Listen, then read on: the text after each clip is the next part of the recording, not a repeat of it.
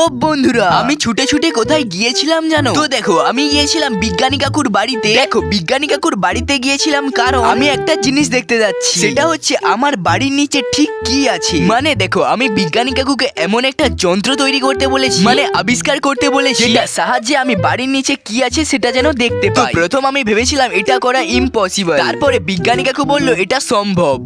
তো দেখো, আজকে আমাকে বিজ্ঞানী কাকু ডেকেছিল যে ওই মেশিনটা নিয়ে যাওয়ার জন্য। তো তাই আমি আমার কেটিএম ডিউক নিয়ে চলে যাচ্ছি বিজ্ঞানী কাকুর বাড়িতে। আমি বিজ্ঞানী কাকুর বাড়ি থেকে ওই যন্ত্রটা নিয়ে চলে এসেছি। এবার শুধু যন্ত্রটাকে সেট আপ করতে হবে, কারণ আমি যন্ত্রটার পার্টগুলো খোলা হয়ে আছে। তো দ্রুত গিয়ে এইখানে আমি সেট আপটা করে নেই।